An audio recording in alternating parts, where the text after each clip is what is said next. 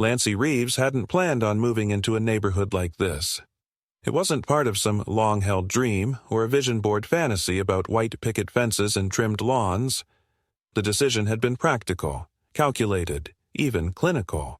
After her divorce, finalized quietly last fall, she liquidated a modest portion of her assets and decided to redirect her energy into something with clear physical results, something she could control. The two-bedroom fixer-upper at the edge of Stover Ridge wasn't glamorous, but it had good bones, a narrow but legally defined backyard, and, most importantly, an affordable price tag due to the property being sold at auction after foreclosure. Lancy wasn't sentimental. She didn't need the house to feel like home. She needed it to feel like her territory. The first few weeks were uneventful in the way that adjusting to new walls, new faucets, and unfamiliar creaks always is. She replaced the locks, painted the trim, and called in an electrician to inspect the fuse box. In between grading physics tests and explaining torque to distracted college students, she unpacked her life one box at a time and began mapping out how to use every inch of her compact backyard. The side of the house bordered a narrow concrete strip around 3 feet wide, which led to her utility shed and wrapped along the fence.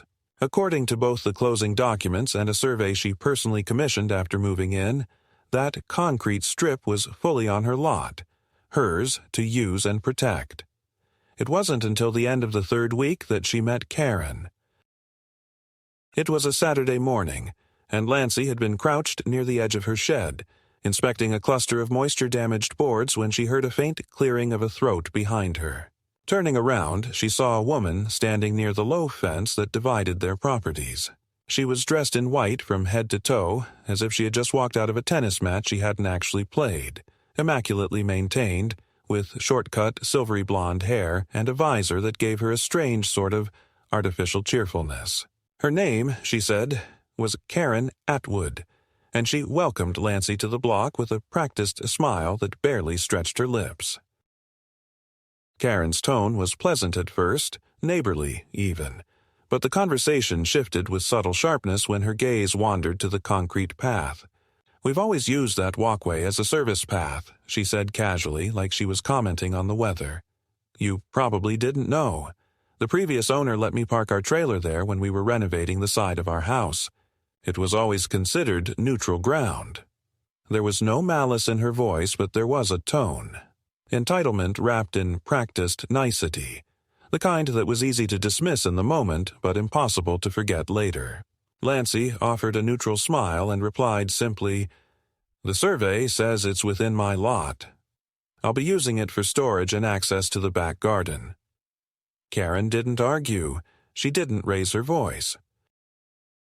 She only tilted her head a fraction and said, "That's a shame. We all try to share things around here. Keeps things peaceful." That was the end of the exchange, but it didn't feel finished. The next morning, the concrete strip was different. Someone had painted over the faint surveyor's markings in a dull gray color that nearly matched the path but looked just off enough to be noticeable to someone who knew what to look for.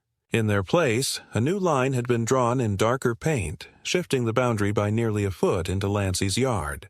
A flower pot, large, gaudy, and filled with red geraniums, had been placed flush against her shed wall, technically within the new faux line. There was no note, no confrontation, just a silent declaration of claim. Lancy stood there staring at it for several minutes, her keys still in hand, the chill of morning air forgotten. She didn't touch the pot. Not yet. Instead, she went back inside and spent 2 hours combing through every file she had: the signed boundary line report, the official plat map, the photographic evidence from the surveyor. Then she printed everything and placed it into a folder. She knew better than to get into a shouting match with someone who smiled like Karen did. Facts would matter here, or they wouldn't. But she'd have them anyway. That same afternoon, Lancy knocked on the door of the municipal assessor's office. She didn't call. She didn't send an email. She showed up in person, folder in hand, and requested to have her documentation formally re-acknowledged and added as an addendum to her property profile. The man behind the desk, a soft-spoken administrator named Lowell, seemed bemused by her precision, but he complied. "People get fussy about lines," he said, "especially when it's only a foot or two.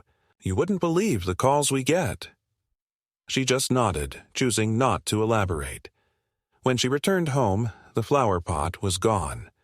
The paint had not been removed, but the pot's absence sent a clear message. Karen had noticed the pushback. It was a small thing, an almost imperceptible retreat, but Lancey recognized it for what it was. The first round had been tested, and while no open conflict had occurred, a line had been drawn in something thicker than paint. Still, the tension didn't recede. Lancey found herself glancing out the side window more often than necessary, checking to see if something new had appeared.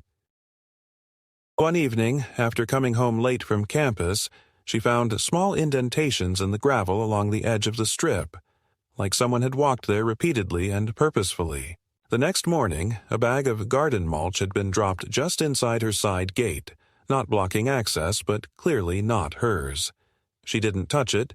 She simply moved it aside with her foot and kept walking. Karen hadn't spoken to her since that initial conversation, but she was there, always there, trimming her hedges with gloved hands, inspecting her gutters, pretending not to glance in Lancey's direction every time they happened to be outside at the same time.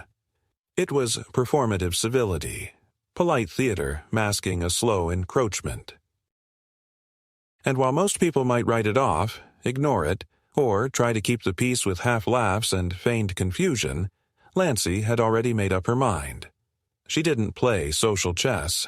She played strategy. And what Karen didn't seem to understand yet was that Lancey had come here not just to exist, but to build something, and no passive-aggressive territorialism was going to deter her. The last incident of that first month came subtly. Lancey woke up to find that one of her contractor-grade extension cords, coiled neatly on a wall hook inside her back shed, had been sliced. Not stolen, just severed halfway through as if someone had cut it with pruning shears and gently laid it back in place. It could have been deterioration, she told herself, or it could have been a message. That afternoon, she placed an order for a 9-foot industrial aluminum fence with dual posts and reinforced locking brackets. It was overkill for a backyard this small. It was also legal, permitted, and fully within code. But most importantly, it was unmissable. When she sent the installation confirmation to the city for record-keeping, she added a simple note at the bottom. Installing perimeter protection for the sake of clarity and future stability. Clarity, after all, was just another word for line in the sand. And Lancey had drawn hers. The fence installation didn't go unnoticed. It couldn't have. Over the course of 2 days, 4 workers arrived in a branded truck, unloaded galvanized panels nearly twice the height of the average neighborhood divider, and methodically erected a barrier that made it clear Lancey's side of the line was no longer accessible, physically or metaphorically. The structure didn't look aggressive. It wasn't topped with barbed wire or painted black like some prison enclosure, but it was tall, stark, and unbroken, except for a single lockable gate that led to the rear. Karen didn't come outside the first day. Lancey noticed her blinds twitch once or twice, but no confrontation happened. On the second morning, however, as the final panels were being bolted in and the last sensor brackets were installed along the inside frame, Karen appeared on her porch. She didn't speak.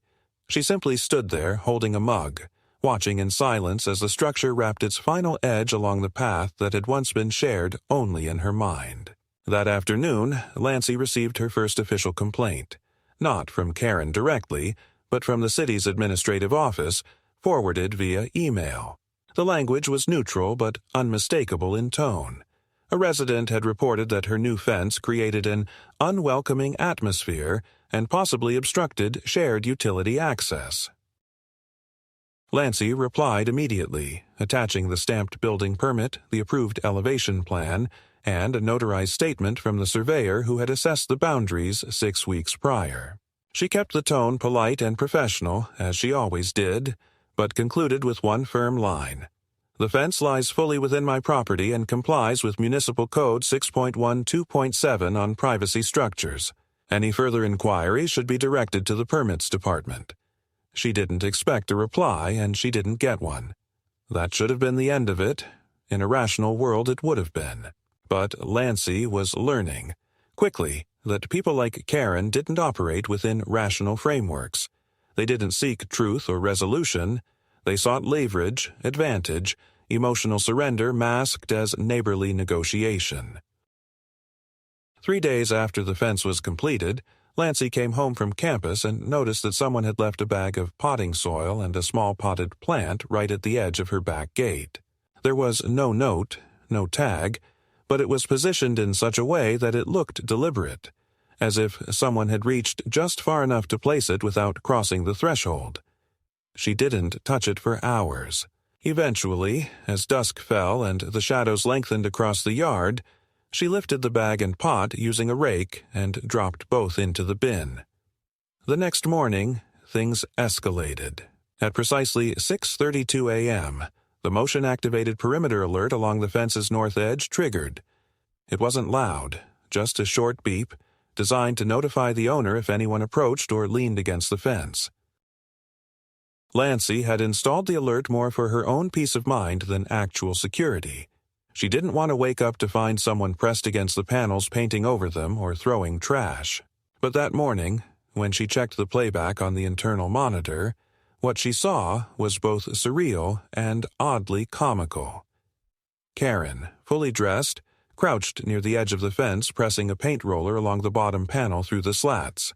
She had chosen a muddy beige, possibly to match her own siding, and was methodically covering the silver coating of the new structure with large, slow strokes. Lancy didn't go outside. She didn't call out. She just watched, mouth tightening as Karen continued painting a portion of a fence she didn't own.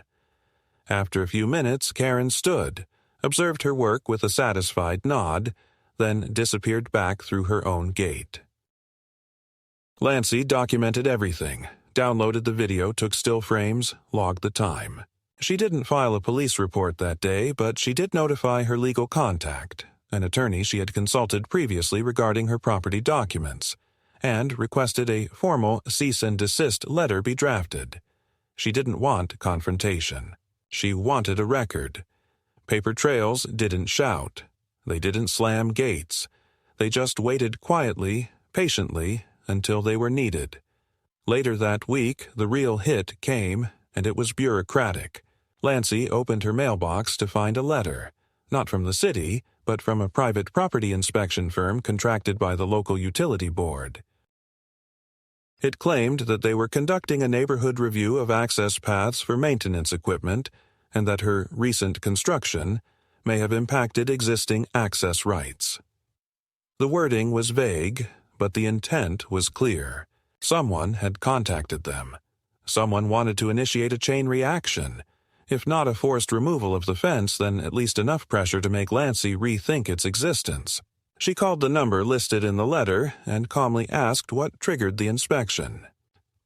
The woman on the phone hesitated before admitting that the request came from a long-standing resident, who had mentioned that the fence disrupted a traditional passage used for seasonal drainage review.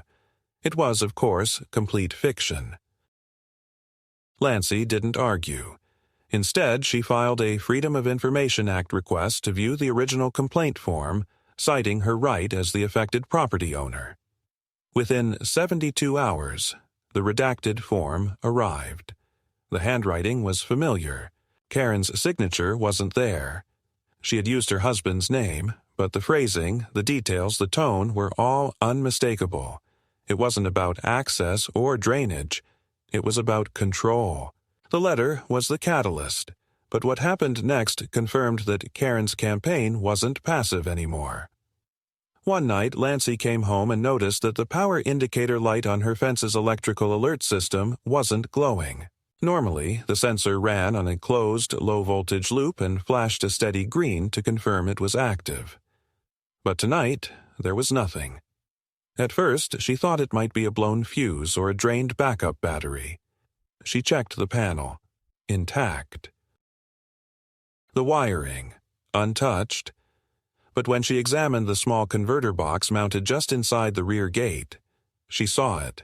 The cable had been sliced cleanly, as if with shears, and then twisted back into position to look undisturbed, a cut masked as a loose connection. She didn't panic. She photographed everything, replaced the cable with a reinforced model, and installed a tamper-proof lockbox over the access panel. Then she went inside and wrote everything down in her incident log. She didn't sleep well that night, but she didn't let herself spiral either. The next morning, Karen left a voicemail on Lancey's landline, a number she never gave out but which was still listed in public records. Her voice was syrupy, almost amused. "Hi, Lancey," she said. "I just wanted to let you know. I've been thinking, maybe that fence isn't such a good idea after all. It's really harsh, you know. And I noticed you've got something sparking out there. I'd hate for someone to get hurt. You should look into that." There was no spark. The system was tested, grounded, and fully legal. But the message wasn't about fire or voltage. It was a shot across the bow. That day, Lancey made an official appointment with a private security service, not for patrols, but for consultation. She didn't want guards. She wanted presence, visibility, deterrence. The consultant, a former contractor with a background in infrastructure protection, was calm and direct. "You don't need cameras everywhere," he said. "You need zones. One layer that watches, one that reacts, and one that logs." Within 48 hours, Lancey's fence had not only motion sensors, but silent zone triggers along the southern side. Devices that wouldn't alert Karen but would notify Lancey in real time. By the end of the week, the potting soil returned, this time dumped directly on her concrete walkway, blocking access to her shed. No plants, no message, just 20 pounds of wet dirt. She didn't move it. She called the sanitation department, filed a formal obstruction report, and requested removal with a photographic record. The escalation was real now. It had moved from suggestion to sabotage, from boundary testing to interference. The paint roller had been absurd, the cable cut had been surgical, and now the psychological games had begun in earnest. What Karen hadn't realized yet, what she couldn't fathom, was that she had entered a long game against someone who didn't rely on temper, but on structure. Lancey didn't raise her voice. She raised systems. And one by one, they were closing around her perimeter. By the start of the 4th week, Lancey had adjusted her schedule in small, deliberate ways. She no longer left for campus before sunrise, instead opting to work from home during the earliest hours when the neighborhood was quietest and shadows were longest. There was something subtly off-kilter in the rhythm of the block lately, something she couldn't quantify but could feel in the way. Motion lights clicked on with no one in sight, or how the rustling of hedges behind her back gate seemed to linger too. Long after the wind had stopped, it wasn't paranoia, it was math, patterns that didn't align, and Lancey understood patterns better than most. The most immediate change came on a cold Tuesday morning, when she walked out to retrieve a delivery and noticed something bizarre on the western edge of her fence. A stack of cardboard had been pressed flush against the panels, not leaning or blown by the wind, but arranged in precise, even rows, taped together to form a screen. It blocked part of her view from the window above her kitchen sink and covered the section of fence closest to Karen's side gate. She stood there silently for a long moment, coffee cooling in her hand, trying to decipher the motive. It wasn't garbage. It was intentional. It didn't damage the fence, but it redefined visibility. Her visibility. She didn't remove it right away. She photographed it from 3 angles, then stepped back inside and printed the pictures for her file. She placed them in a folder already thick with other incidents and labeled it Proximity Interference, Week 4. Only then did she return with gloves and scissors, cutting the tape with methodical precision and folding the barrier flat. She didn't toss it. She stacked it by her garage wall where it would be in full view. Let it be clear, she was documenting everything. Nothing disappeared quietly. That same day, she received an envelope in her mailbox. It wasn't official. It wasn't from the city. It was a plain white paper, folded once with no return address and only one sentence printed in large, bold letters. Your fence is a problem. No punctuation. No signature. She ran the envelope through her fingerprint pad, more out of habit than expectation, then scanned it and stored both the original and digital copy. She didn't escalate it, she logged it. Information before emotion. Always. But escalation came anyway. That Thursday night, while grading papers in her home office, she heard a series of sharp clicks from the direction of the yard. Not the motion sensor beep. This was softer, irregular. When she went to the window, she caught the last trace of movement. A figure in a hood walking quickly across Karen's backyard, vanishing through the side alley. She couldn't make out details, only the swish of fabric and the slight metallic reflection of something dangling from their hand. She checked the camera logs, but the person had stayed just outside the motion range. It wasn't coincidence. It was reconnaissance. She didn't sleep that night. She stayed at her desk, eyes flicking between the yard and her monitors, listening to a silence that felt too quiet, too heavy. By morning, she had made a decision. Not born of fear, but from the math of escalation. At 9 a.m., she placed a call to her lawyer and requested an update on the cease and desist letter. Then she followed it with a second call, to the city assessor's office, and scheduled a property reinspection.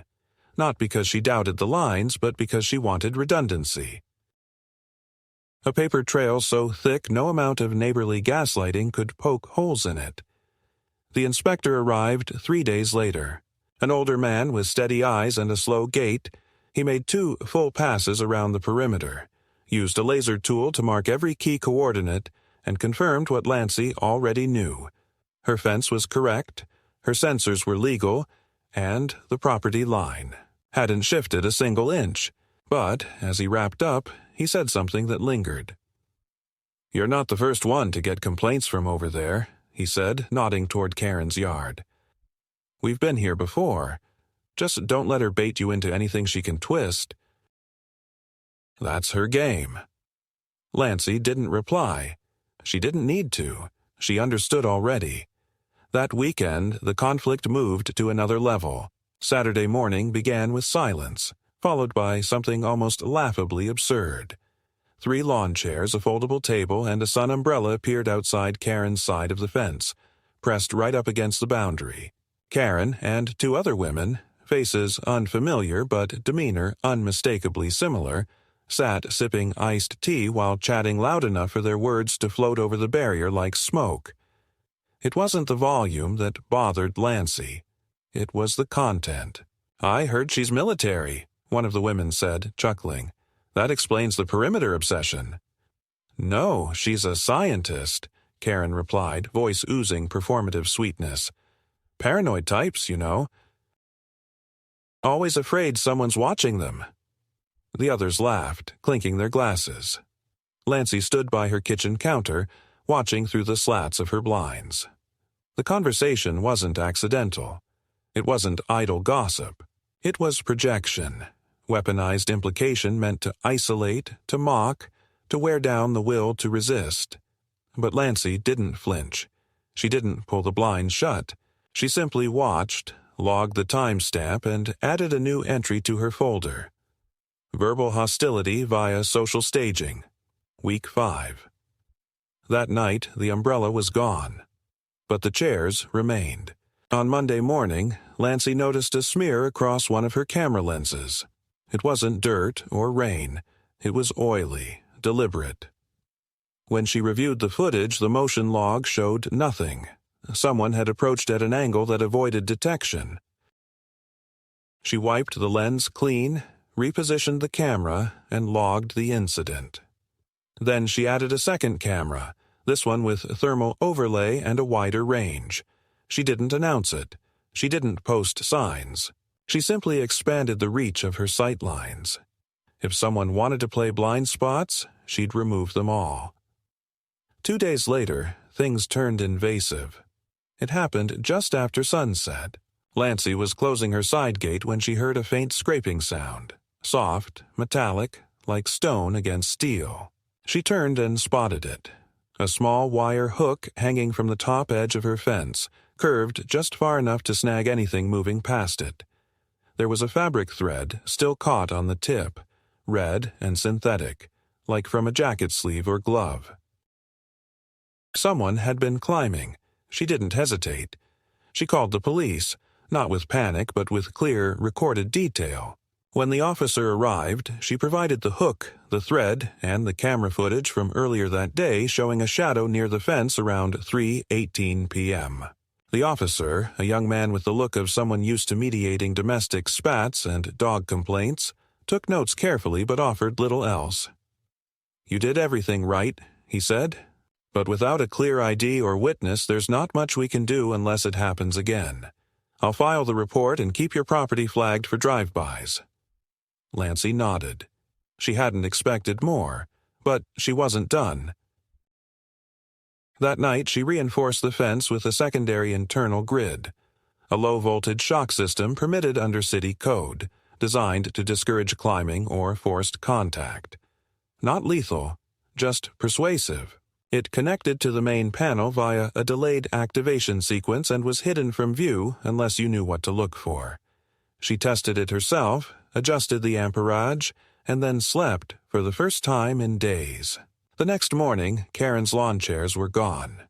Lancy didn't smile. She didn't celebrate. She simply made coffee and resumed her routine. But deep down, she knew this wasn't the end of escalation. It was just a lull, because people like Karen didn't quit when boundaries were enforced. They adapted, they shifted, they found new angles, and Lancy was already calculating the next one. It was nearly 6 weeks into her move when the line between vigilance and siege truly blurred. Lancy didn't mark the shift with any kind of revelation or theatrical event. There was no grand explosion, no shouted confrontation at the fence line, no final straw. What changed was subtler, more psychological.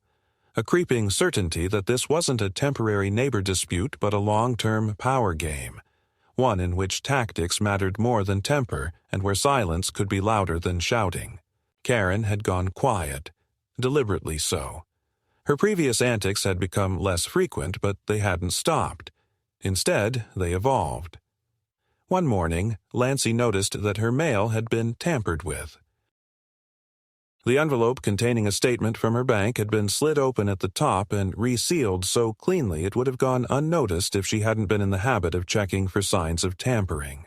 She brought the envelope inside, examined the contents, and found nothing missing, but the violation was clear. Someone had felt entitled to breach her correspondence. It was a calculated move. Not theft, but intrusion. Psychological pressure, not material gain. She contacted the postmaster's office and filed a report. The agent on the phone was professional but unsurprised. "It happens," he said. "Usually neighbors, exes, or tenants with old keys. We'll flag the route. You can also request a locking box upgrade." She requested it immediately. Then she ordered a locking parcel container for the front stoop and had it bolted to the concrete with expanding anchors. It wasn't paranoia. It was protocol. The same week, someone filed a noise complaint against her property. Not for parties, loud music, or construction work. The complaint listed persistent electrical humming from industrial fencing. When the city dispatched a technician, he arrived apologetically, clipboard in hand. He was young, likely new to the job, and clearly uncomfortable as he explained the reason for his visit. Lancy didn't make him feel worse. She led him calmly to the fence, opened the panel, and showed him the grounding system, the low-voltage setup, and the full compliance stickers from the licensed electrician. He ran a handheld meter along the base and confirmed what she already knew. The decibel reading was well below municipal thresholds. But still, he hesitated. "She's filed 3 different requests already," he said quietly, gesturing toward Karen's yard. "I have to report something, even if it's nothing." It's just how they track complaints. Lancy thanked him and sent him off with a copy of her compliance documents. Then she logged the event, noted the name and badge number, and added it to her record. 3 days later, another technician appeared. This one was from the water department, responding to an anonymous report that her irrigation system was leaking onto shared property. Lancy didn't have an irrigation system. She watered her small lawn by hand twice a week. She explained this to the inspector, who blinked at her, glanced at his tablet, and muttered something about data errors. He left 10 minutes later. She watched him go, then looked back at her house and realized something. Her property was under active assault, but not through vandalism or violence. Through process, through systems, through the slow, grinding machinery of bureaucracy, weaponized by someone with too much time and just enough malice to make things stick for a while. The midpoint wasn't a scream. It was a tightening coil. The final push into clarity came not from Karen, but from someone who had remained neutral until then. The neighbor, 2 houses down, a man named Alton who worked in landscaping and rarely spoke more than a few words. Lancy saw him in the mornings loading equipment into his truck, always nodding politely but never engaging. That morning, however, he paused by her driveway and asked almost reluctantly, "You got cameras facing the street?" She narrowed her eyes. "I do. Why?" He scratched the back of his head. "Then you might want to check last night, around 3. Somebody was out here. Looked like they were dropping something by your mailbox, but when I opened my blinds, they ran. I thought maybe it was a prank." He didn't elaborate. He just turned and walked off. Lancy checked the footage immediately. At 3:12 a.m., a figure in dark clothing approached her mailbox and crouched beside it for nearly 20 seconds. The camera caught the outline clearly enough, but the hood obscured the face. They placed something on the ground. Then, when a light in a nearby window came on, they bolted. She replayed the clip 3 times, then went outside. The item was gone. Nothing was at the base of the mailbox anymore, but there was a faint discoloration on the sidewalk, a powdery residue, pale gray, barely visible in the morning light. She collected a sample in a sealed bag, returned inside, and added it to her file. Then she sat down at her desk and stared at the growing mountain of documentation. Images, reports, complaint logs, audio recordings. It was starting to feel like a case file, like something she'd present to a court, but she didn't want to go to court. She didn't want lawsuits, restraining orders, or escalations that would drag her into months of hearings and procedural hell. She wanted it to stop. And so, she changed her strategy. That week, she installed a perimeter lighting system, motion-activated, high-lumen, with rotating LED strobes that clicked on when triggered and flooded the side path in cold white light. The first night, the lights clicked on 4 times between midnight and 5 a.m. Each time she woke up, glanced at the screen, and watched as nothing appeared on the footage. No people, no animals, just movement at the edge of the frame, a flicker of shadow. Each time, she stayed awake a little longer. She didn't bother trying to prove who it was anymore. She accepted the reality. Karen, or someone acting for her, had decided this was war. Not open, not declared, but a campaign of erosion. She would no longer try to meet it with reason. She would meet it with structure. By the end of that week, she filed 2 formal complaints of her own, one for harassment, with all documentation attached, and another for pattern interference under municipal nuisance statutes. She didn't expect either to be resolved quickly. That wasn't the point. The point was shifting momentum, making the first official move, sending a signal that she would no longer be standing still while someone painted her fence, opened her mail, and tiptoed through the shadows like a ghost trying to spook a tenant into submission. And though the lights still flicked on and the fence still buzzed with tension, something subtle shifted after that. Karen didn't wave anymore, didn't smile her cold, brittle greetings from across the hedge. She avoided eye contact, turned her back more quickly. The silence deepened, but it thickened, too. There was pressure now, a war of nerves. And Lancy, sitting alone in her kitchen with a steaming cup of coffee and a folder full of timestamps, realized something else. She wasn't afraid anymore, not because the threat was gone, but because it was predictable, and predictable could be countered, planned for, trapped.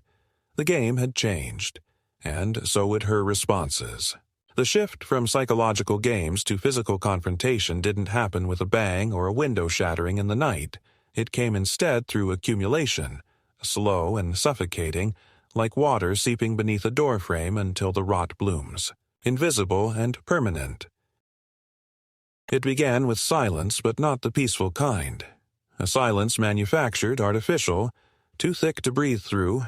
Karen hadn't said a word to Lancy in over 2 weeks, hadn't knocked on the door or staged one of her public performances with tea and passive-aggressive commentary by the fence, but that absence felt deliberate, strategic even, as though she were clearing the space for something else to arrive. You see, Lancy noticed it most in how other neighbors began acting differently. Not overtly hostile, but more hesitant, more withdrawn. Conversations in passing died quicker. Questions about her fence or her security lights stopped entirely, replaced by glances that ended just before eye contact was made. Someone was talking. Not to her, but about her. A narrative was building somewhere beyond her reach, and she knew exactly who was feeding it. It was a Thursday morning when the first real strike landed. She walked out to her back gate and saw that someone had dragged a trash bin against her fence and dumped its contents in a thin line across the gravel path leading to her shed. It wasn't typical garbage, nothing organic or decomposing, but a very specific set of items. Broken electronics, coiled cords, fragments of an old garden hose, and several cracked plastic planters. It was a deliberate mess, symbolic in a way that made Lancy's jaw tighten. She stared at it for a long time before touching anything. When she finally retrieved her gloves and began cleaning, she did so slowly, one piece at a time, placing each item into separate bags and labeling them by type. She didn't call anyone. She didn't report it. She simply added it to the file and installed a new ground-level camera angled directly at the rear gate. If this was the next move, she would respond in kind, not with escalation, but with documentation so precise that anyone attempting to dispute it would sound hysterical. 2 nights later, her side gate alarm was tripped at 2:47 a.m. She woke instantly and checked the feed. This time, the footage was clear. A shadowy figure crouching low, moving with practiced care along the fence line, pausing to examine the junction box near the rear conduit. They didn't try to break it open, but their hands hovered close, touching the edges, inspecting, assessing. The figure stayed for nearly 4 minutes before retreating out of frame. Lancy froze the best image, adjusted the contrast, and printed 3 copies. Again, no face, just body language. Someone who knew how to avoid direct camera angles, someone comfortable with darkness and quiet. That same morning, she filed a police report with full media attachments and requested the installation of a formal incident number. The officer on the phone was professional but hesitant. He said the video was not enough for identification, but he logged the complaint and advised Lancy to consider limiting visible deterrence that might be interpreted as provocative. She wrote down his name, badge number, and the phrase word for word, then hung up without responding. Over the next 5 days, the attacks multiplied, not in intensity, but in frequency and creativity. A dead raccoon was found at the edge of her lawn, positioned unnaturally, its body stiff and mouth stuffed with artificial mulch. One of her porch lights was unscrewed just enough to cause a flickering short that triggered the breaker. On 3 separate occasions, a loud knocking was heard at the rear gate just after midnight, but no one appeared on camera. When she replaced the gate hinge with a reinforced self-locking mechanism, it was tested within 48 hours. The scrape of a tool audible on the audio feed, but again, no face, No full-body capture, just hands, shadows, motion. Karen, meanwhile, remained perfectly still. Her lawn was immaculate. Her porch empty. No visitors lingered. She waved to other neighbors, gardened in full view, and maintained the careful veneer of someone utterly unbothered by the chaos next door. It was a performance of stability. The fence, however, had become a character of its own, an enemy to some, a shield to others. And though Lancy hadn't intended it that way, she now saw it for what it was, the physical manifestation of her refusal to yield. Then, on a windy Friday evening, the confrontation finally arrived, not with Karen, but with a stranger. Lancy had just returned from the store and was unloading groceries when a man appeared at the edge of her property. He wore a city maintenance vest and claimed to be inspecting fence proximity to underground utilities. He had a clipboard, a casual manner, and asked if she'd allow him to scan the soil near her western perimeter. Something about him was off. He never made eye contact. His questions were vague, and when she asked for ID, he paused for half a second too long. That pause was all she needed. She refused entry, stepped inside, and locked the door. 3 minutes later, he was gone. She filed an inquiry with the city maintenance office. No inspections had been scheduled on her street. No one had been dispatched to her address. That night she didn't sleep. Instead, she compiled a full PDF dossier of every incident from week 1 through present. Timelines, photographs, report copies, sensor logs, professional statements from the electricians and inspectors, and every frame of relevant security footage. She sent it to her attorney with the subject line, "Next Phase." By Monday, the response came. An official letter of intent to pursue legal action against any party found trespassing, damaging private infrastructure, or engaging in coordinated harassment against the owner of 1206 Wedgeview Lane. It wasn't a lawsuit yet, but it was the first official salvo. Karen responded the next day. She appeared at Lancy's front walk, uninvited, with a half smile and a piece of paper in hand. It was a petition, signed by 3 neighbors, stating that Lancy's fence created a visual and emotional disturbance in the community and promoted division and fear. Karen's tone was falsely sweet as she spoke, but her eyes were razor sharp. "I just thought you should know people are starting to talk," she said. "You can't keep hiding behind barriers. It's not healthy. It's not natural." Lancy didn't take the paper. She looked directly at Karen and said, with perfect clarity, "If you step on my property again without cause, I will press charges."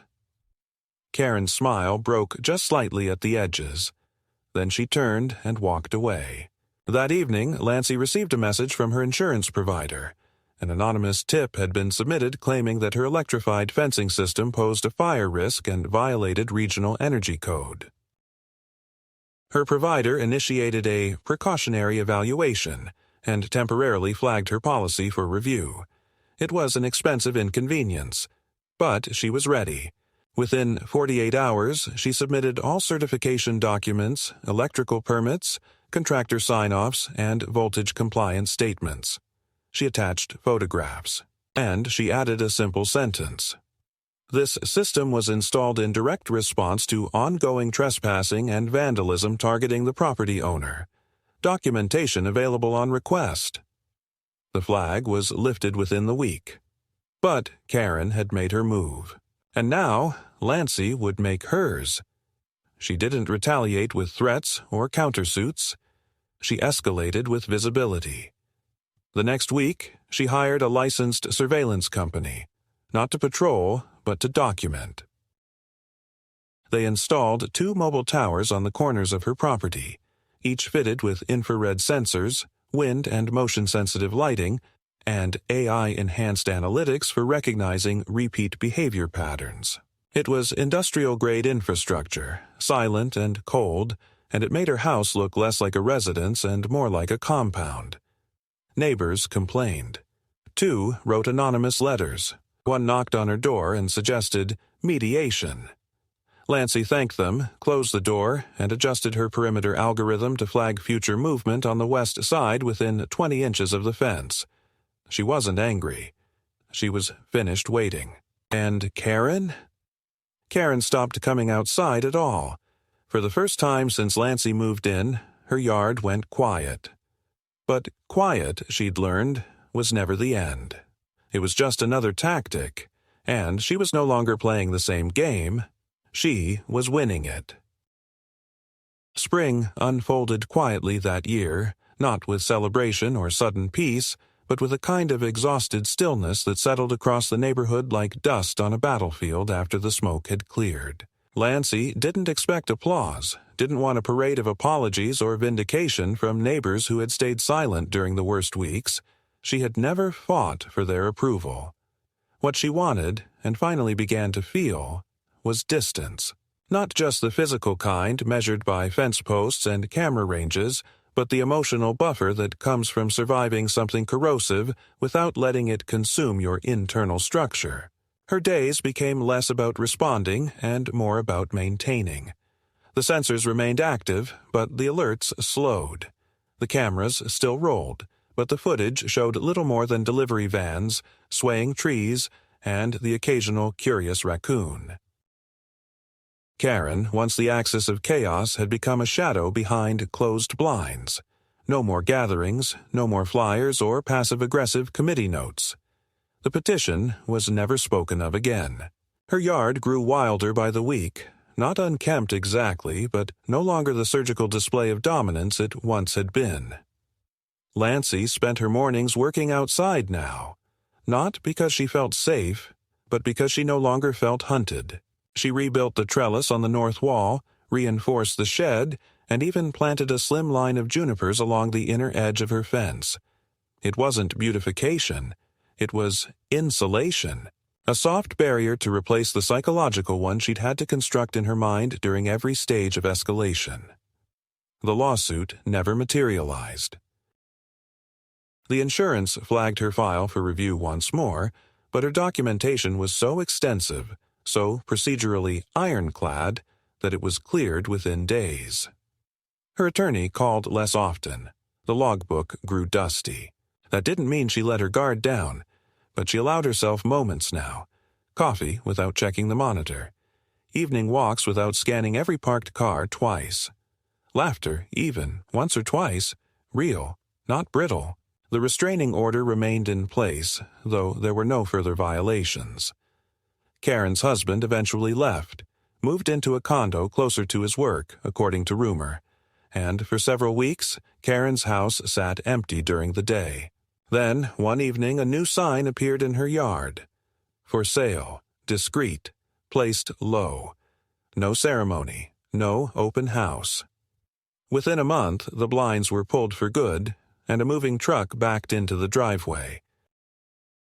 Lancy watched through the slats of her window, not with triumph or vindication, but with a clinical calm, the way a scientist might observe the final stage of an unstable chemical reaction. No dramatic farewell, no parting shots, just quiet withdrawal, and then she was gone. The new neighbors arrived quietly, a couple in their 30s, both working odd hours, polite but reserved. They never asked about the fence, never hinted at the past. They waved, smiled, kept their distance. Lancy didn't offer the history. It wasn't shame or pride that kept her quiet. Just choice. The past belonged to her, fully absorbed, no longer needing to be narrated. Months passed. Summer deepened. The fence remained. She hadn't dismantled the shock system, though she recalibrated it to lower sensitivity, more for wildlife than people now. The camera towers stayed, but the AI triggers were tuned for longer intervals, and the perimeter lights were shifted to manual. She even started turning them off some nights, not because she forgot what had happened, but because she no longer had to anticipate its return every moment. She didn't become friends with the neighborhood. That was never her goal. But slowly, cautiously, a few people started greeting her by name, A retired couple from across the street asked for help installing a door camera. A woman from 3 houses down knocked one day to ask about her solar battery. Small things, functional things, Lancy answered. Not warmly, not with open arms, but without defense. In time, the fence stopped being the symbol of conflict. It became simply part of the property, like a retaining wall or a rain barrel. Still tall, still deliberate, but no longer pulsing with tension. People stopped asking about it. Kids stopped staring. Delivery drivers got used to the gate code. And one day, as Lancy stood in her garden, pruning the now thriving junipers, she realized something else. The property wasn't just hers by law anymore. It was hers by atmosphere. The tension that had once clung to every inch of concrete and grass had dissipated. She had not just endured. She had reshaped the ground beneath her, not through confrontation, not through exposure or retaliation, but through structure, through persistence, through refusing to collapse. And in that quiet, thorned little yard surrounded by high aluminum panels, a woman who had once been tested at every boundary now stood, unmoved, unbroken, and absolutely unquestionably at home.